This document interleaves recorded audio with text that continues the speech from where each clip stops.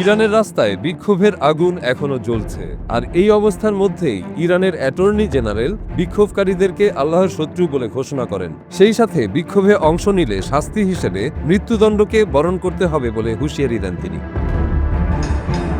শনিবার রাতেও ইরানের বিক্ষোভের উত্তাপ কমেনি। সরকারি দমন অভিযান উপেক্ষা করে হাজারো মানুষ রাস্তায় নেমে সংঘর্ষে জড়িয়েছে। গত 3 দিনে নিরাপত্তা বাহিনীর হাতে শতাধিক মানুষ নিহত বা আহত হওয়ার খবরের মধ্যেও থামেনি আন্দোলনকারীরা। বিবিসির যাচাই করা ভিডিও এবং প্রত্যক্ষদর্শীদের তথ্য অনুযায়ী সরকার আরও কড়া পদক্ষেপ নিয়েছে।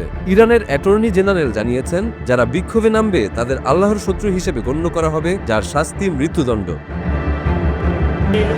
বিক্ষোভ শুরুর পর থেকে অন্তত 2500 মানুষকে গ্রেপ্তার করা হয়েছে। বিদেশি সাংবাদিকরা প্রবেশ করতে না পারায় এবং ইন্টারনেট বন্ধ থাকায় প্রকৃত চিত্র বের করা কঠিন হয়ে পড়েছে। বিবিসির ভিডিওতে দেখা যায়, ইরানের মাসাদ শহরে মুখোশধারী বিক্ষোভকারীরা আগুন জ্বালিয়ে ব্যারিকেড তৈরি করছেন, কিন্তু দূরে সারিবদ্ধ অবস্থায় রয়েছে নিরাপত্তা বাহিনী। একটি বাসে আগুন জ্বলতে দেখা গেছে।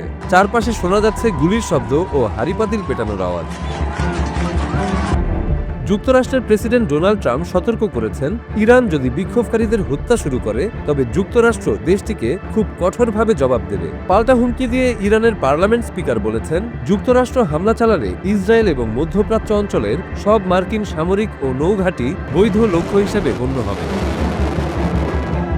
মূলত ভয়াবহ মূল্যস্ফীতি এবং অর্থনৈতিক সংকট থেকেই এই বিক্ষোভ শুরু হয়। পরে তা ছড়িয়ে পড়ে ইরানের সব প্রদেশের শতাধিক শহর ও জনপদে। এখন বিক্ষোভকারীরা সরাসরি সর্বোচ্চ নেতা আয়াতুল্লাহ আলী খামেনির শাসনের অবসান চাইছেন। তবে খামেনি আন্দোলনকারীদের ভাঙচুরকারী বলে উড়িয়ে দিয়েছেন। তিনি দাবি করেছেন, এই বিক্ষোভ ট্রাম্পকে খুশি করতেই পরিচালিত হচ্ছে। একই দিনে ট্রাম্প বলেন, ইরান স্বাধীনতার দিকে তাকিয়ে এবং যুক্তরাষ্ট্র সাহায্য করতে প্রস্তুত। বিক্ষোভ তীব্র হওয়ায় সঙ্গে সঙ্গে হতাহতের সংখ্যা বাড়ছে। বিবিসি ও যুক্তরাষ্ট্র ভিত্তিক মানবাধিকার সংগঠন HRANA জানিয়েছে, এ পর্যন্ত শতাধিক মানুষ নিহত হয়েছেন, যাদের মধ্যে নিরাপত্তা বাহিনীর সদস্যও রয়েছেন। 3টি হাসপাতালের কর্মীরা বিবিসিকে জানান, আহত ও নিহতের চাপ এতই বেশি যে তারা কার্যত বিপর্যস্ত। উত্তরাঞ্চলীয় শহর রাশতের একটি হাসপাতালে এক রাতেই অন্তত 70টি মরদেহ আনা হয়েছে। তেহরানের একটি হাসপাতালে 38 জনের মৃত্যুর খবর দেওয়া হয়েছে। রাষ্ট্রীয় টেলিভিশনে ইরানের পুলিশ প্রধান বলেছেন, দাঙ্গাকারীদের বিরুদ্ধে অভিযান জোরদার করা হয়েছে।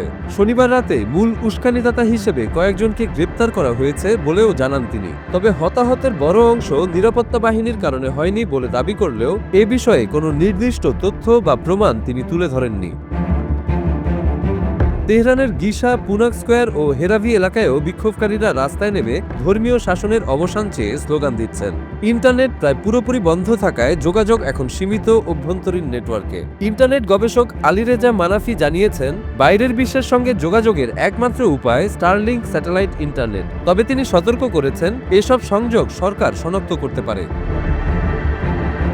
রোববার ভোরে ইরানের শেষ রাজা মোহাম্মদ রেজা শাহ পাহলভির যুক্তরাষ্ট্রে নির্বাসিত ছেলে রেজা পাহলভি এক ভিডিও বার্তায় আন্দোলনকারীদের পাশে থাকার কথা জানিয়েছেন। তিনি বলেন, নিরাপত্তা বাহিনীর ভেতরে ভাঙন ধরেছে, যদিও এই তথ্য স্বাধীনভাবে যাচাই করা হয়নি।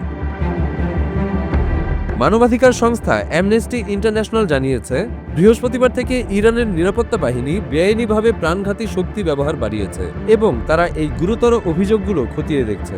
যুক্তরাজ্যের পররাষ্ট্রমন্ত্রী ইয়েভেট কুপার জানিয়েছেন, খামেনি সরকারের সমালোচনা করা ব্যক্তিদের ওপর কোনো ধরনের হুমকি বা প্রতিশোধ চলতে পারবে না। 2022 সালে মাহসা আমিনির মৃত্যুর পর যে আন্দোলন হয়েছিল, তারপরে এটি ইরানের সবচেয়ে বড় গণবিক্ষোভ।